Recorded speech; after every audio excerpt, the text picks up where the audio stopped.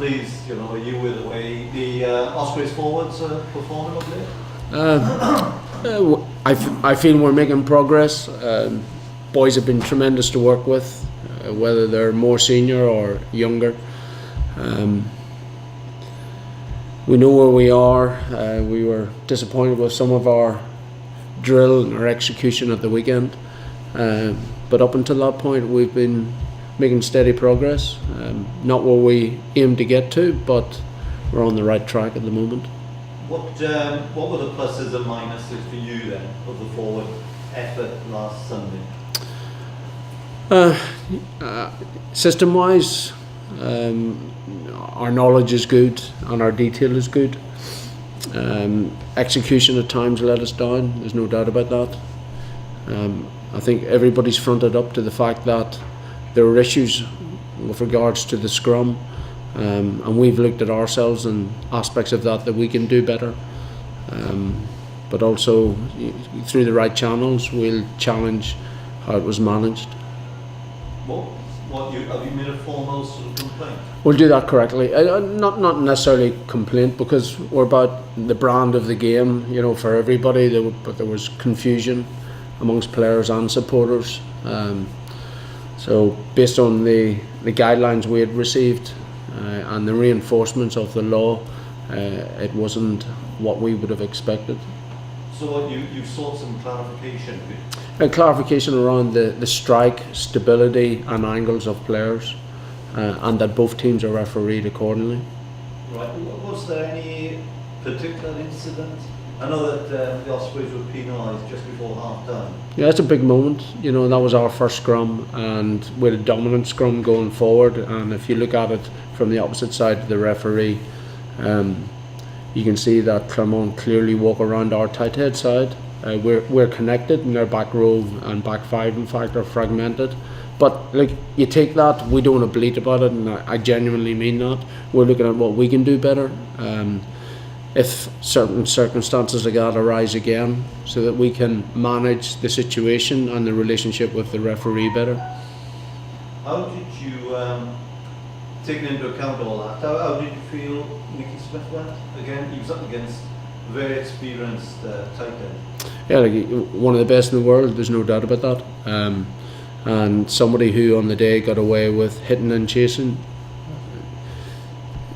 Probably as a unit, we didn't deal with that in the way that we should have, and it would be unfair just to comment on Nicky there because he was directly against Slimani. But we've looked at how we address it for the future. Nicky himself has, for me, shown real growth in terms of his understanding of his position and his role within the unit, and aligned to that is the work he's doing away from the training field, away from the performances. And he's a fine young talent. He knows where he is and he knows what he needs to improve, and this weekend will be another opportunity for him to show what he's about. Dan Lydiate, you must have been quite pleased really. He's coming back after a long time out, and he put in a big effort. I thought he was absolutely fantastic, as good as what there was on the field. He's a tremendous individual. He's one of many in this group, but he shows real energy, real appetite to learn, regardless of what level he's played at. And he's all about the team. Yeah, of course he wants to progress, but he's very much about the team, and he's a real energy ball within the group. So is this a good time to be playing Saracens after they've just put 56 points or so, 57 points was it, on Northampton? Is it a good time in that expectations outside the group will probably be quite low as far as you're concerned again? I suppose if you were a logical thinker, you would look at where we are and where they are and say it's definitely not a good time. But within the group, the energy levels, the enthusiasm, the work ethic's high. There's obviously raw disappointment and raw hurt with the run that we're on at the moment, but there's that ambition remains. There's a reality of where we are and where we need to get to, and now we're going to play the best team in Europe, so there's no better benchmark. We're not foolhardy enough to think we're just going to rock up there and have a go and see what happens. We respect the challenge ahead. We respect the importance of us getting our game right first and foremost. And if we do that, we may be in with a shout come the back end of the game. There's no guarantee we will be, because you're playing one of the best teams in Europe. Are you looking forward, to the second row contest possibly between Allen and Maro Atoche, two mates probably from the Lions too? Yeah, there's some unique battles. Alan Wynne, you look at Tips, you look at Dan Bigger, the head-to-heads. But it's, those individuals will be rewarded if everybody around them performs to their absolute maximum as well. And that will give us the best opportunity for those men to show what they're about, but also for us to show what we're about as a unit and as a team. I'm thinking that you wouldn't swap Allen for many of their Lions, or Justin. Well, Saracens have a wonderful squad, but we could, I'm obviously 3 months into my tenure here. I think the guys are absolutely wonderful to work with, particularly on the back of what we're experiencing. And I'm not just throwing it out there, I'm genuinely saying to you, the energy amongst the group, the ambition. It takes a little time for that to come out on the back of another defeat at the weekend, albeit, if there is such a thing, a positive performance when you lose. But they rise to the occasion come each weekend. Their attention to detail, their enthusiasm to train, the belief they have, even though we know we need to improve in certain aspects of our performances, is right up where I would expect it to be. What weaknesses have you identified, in the Saracens sort of makeup? I don't know if they have too many, to be honest. They're a team on the front foot at the moment. They've got a lot of energy, huge amount of belief, particularly when they're playing at the Allianz.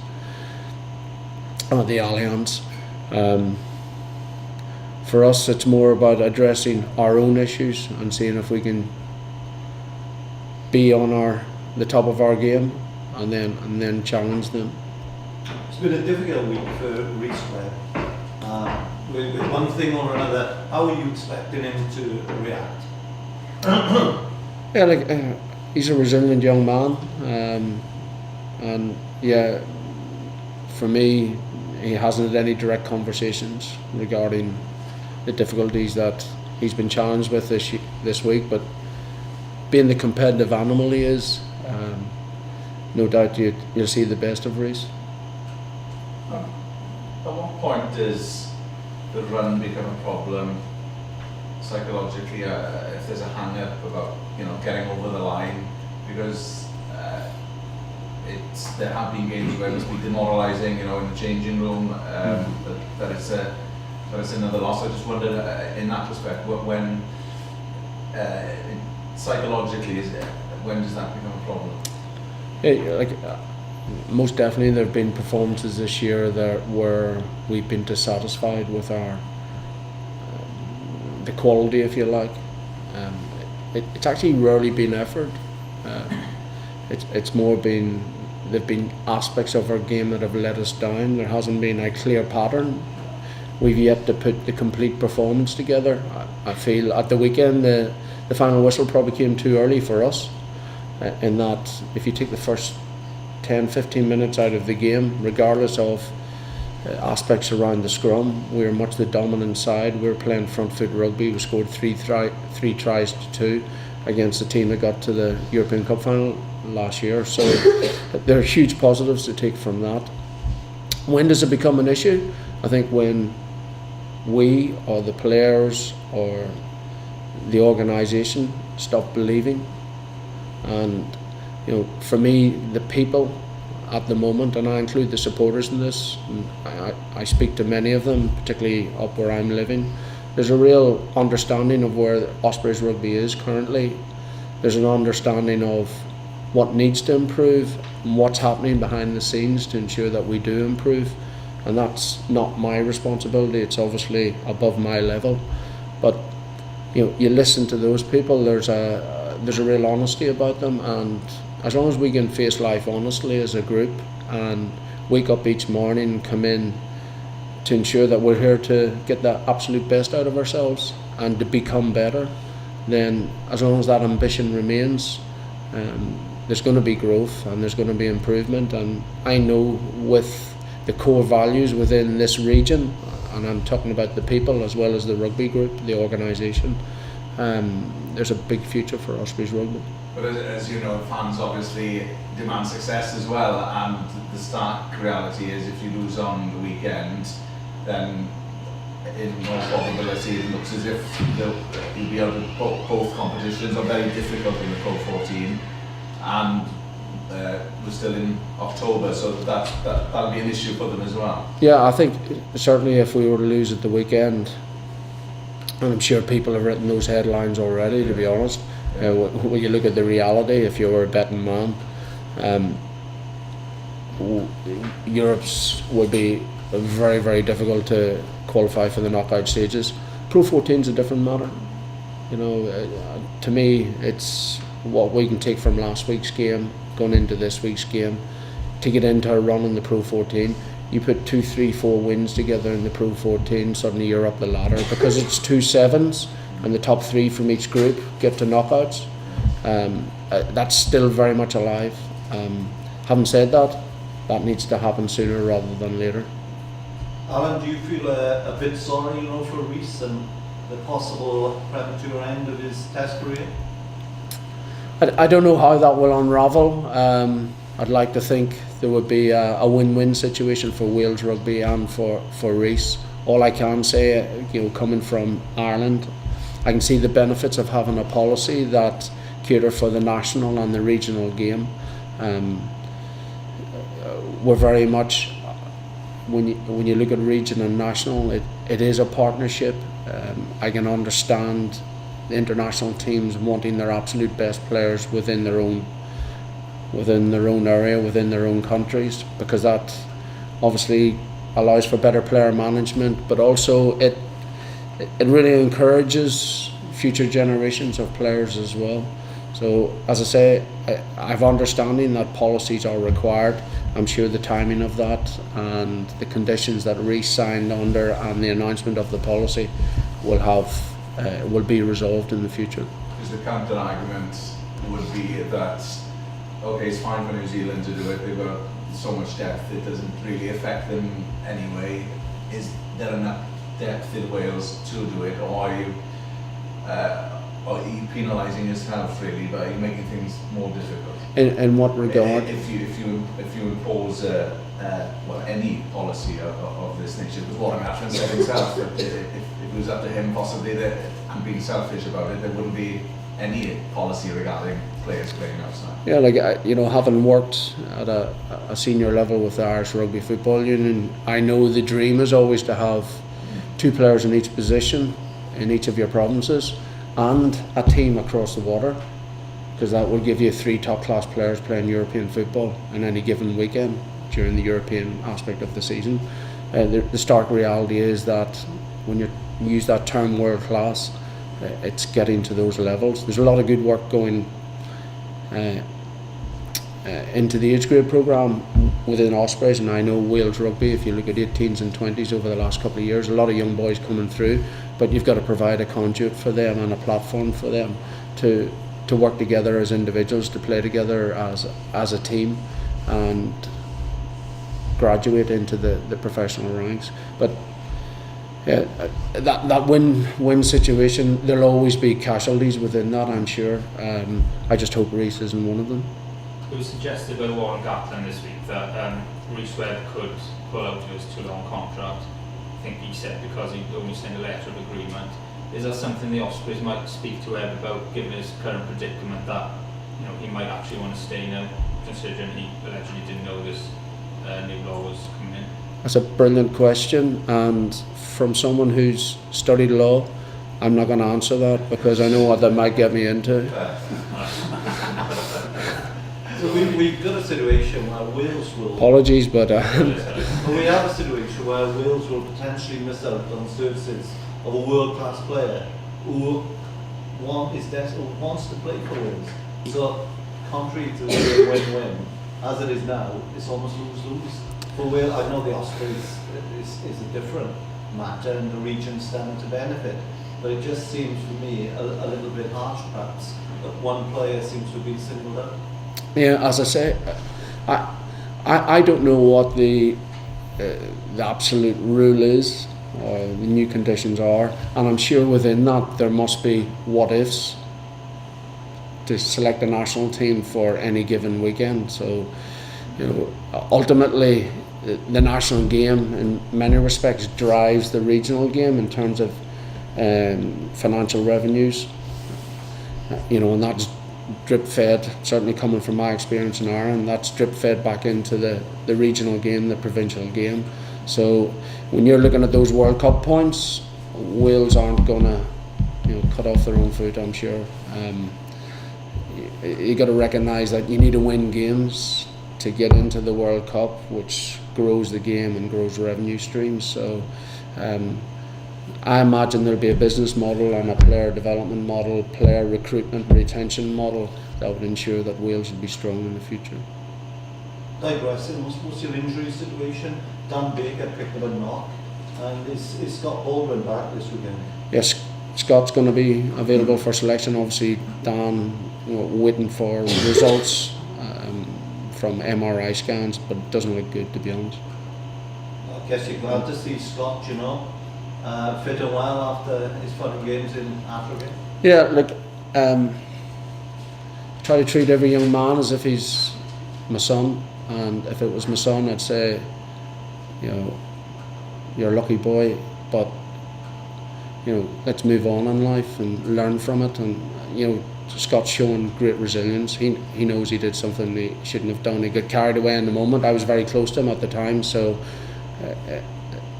I could see that, you know, how that can happen unless you're there. I've probably done some stupid things in myself in my life, and I've got away with them. And for me, he's a decent young man, and he's kept his head down. He's worked hard, and I can only judge him in the last 3 months. And I'll park it and move on. He's definitely a lucky boy, and I felt his article during the week with yourselves and the BBC was excellent. Webby's all right, does he? Because he came off. He's fine. He's under assessment, to be honest. Right. So we're just waiting to see where he is. Alan, when you came over at the start of the summer, which areas of the pack did you think you might be able to influence most of all? Scrum and line-out. Okay. Bang on. So, yeah, scrum and line-out, that's my key responsibility in terms of the quality of our ball winning.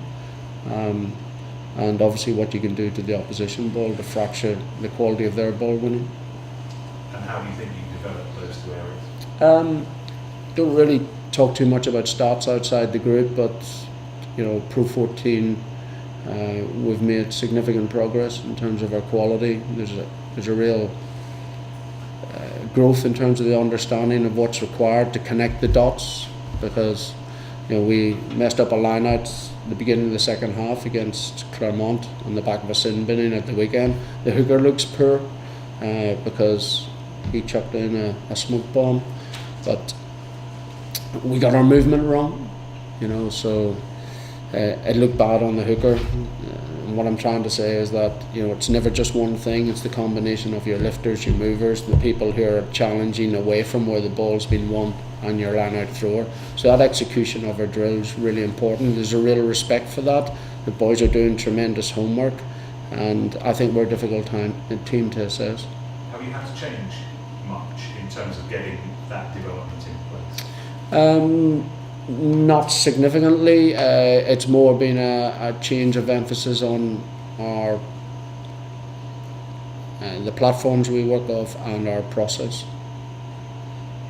In terms of the scrum, is it now more than ever just a way of restarting the game, or can you still have some influence even given new regulations? I think you can certainly challenge at the back of the scrum. We get caught at the weekend, so it definitely is a big influence within the game. I feel that the new laws and the new interpretations are a positivity for the game in terms of ball in play.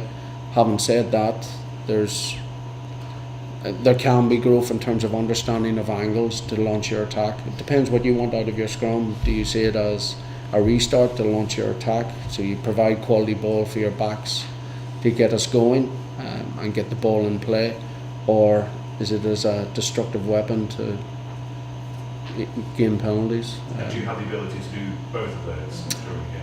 We've shown that throughout the season, that we've done both, and that's always the intent, to dominate. No better challenge than going to the Allianz Park this week. What do you say about that Saracens pack of forwards? What kind of sticks out when you analyse? The quality throughout, each layer of the scrum, vast experience, and yet they're young and energetic. For such young men, they've had tremendous achievements. You expecting Scott Baldwin to be included in the Wales squad next week? I wouldn't know, to be honest.